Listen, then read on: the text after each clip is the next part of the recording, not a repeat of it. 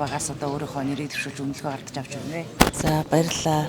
Сайн байна уу? Бүгдээр энэ өдрийн мэнд хүргэе.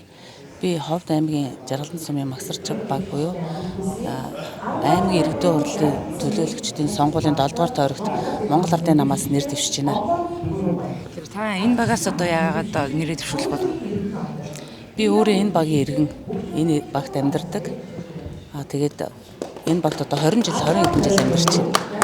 Тэгээд энэ багаас нэрээ дэвшүүлсэн байна. 2024 оны орон нутгийн сонгуульд Цамбар баг 12 дугаар тойрог буюу Цамбар багт Арслан намаас нэр дэвшиж байна.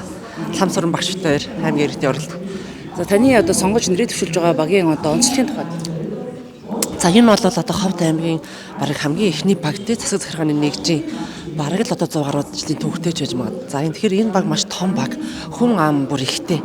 2800 сонгогч буюу энэ одоо Ховд аймгийн 12 багийн хамгийн том сонгогчтой. За энэ бол газар нутгийн хувьд бол бас их том тийм ээ. Ийм онцлогтой баг байгаа. За энэ бол одоо орон сууц заяа. За тэгээд нөгөө нэг голын дагуух, малчны хорооллын ингээд олон одоо тийм юмнуудыг хамарсан ийм том баг байгаа. Үүгээрээ бас онцлог.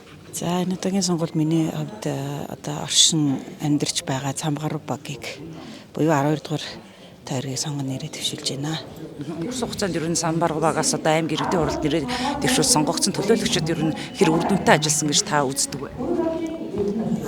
Ер нь бол одоо яг Цамбар багт төлөөлөгчид бол яг өөрийнхөө чиг үүргийн хүрээд бол хэцүү боломжийн үр дүнтэй ажилласан гэж хардаг. Илүү сайн ажиллах боломж байсан уу? Яг төлөөлөгчдийн хувьд бол яг мэрэгжил одоо чиглэл одоо тэрнээс шалтгаалаад өөрийнхөө яг тэр чиглэл рүүгээ л одоо тусгаалаад ажиллаад яваад байт юм болов уу гэж хараад байгаа. Намайг Солтон Шарви Аян Агуул гэдэг. Би 25 дугаар тойрог буюу Ховд суманд нэр дэвшиж байгаа. За Ховд сумын хувьд бол яг өнгөрсөн 4 жилийн хугацаанд яг та нарыг одоо төлөөлж иргэдийн хурал зүйлсэн төлөөлөгчд маань хэр үр дүнтэй ажилласан гэж та үзэж байгаа вэ? Өнгөрсөн хугацааны одоо ажилласан төлөөлөгчдөөс илүү одоо гарч ажиллах боломж байгаа юу таны хувьд? Өнгөрсөн төлөөлөгч маань маш сайн ажилласан. Үр дүнтэй ажлуудыг манай суманд зөндөө ажлуудыг хийж гүйцэтгэсэн байгаа. Илүү ажиллах боломж ер нь байгаа юу? За тэрийг бол сайн мэдэхгүй байна.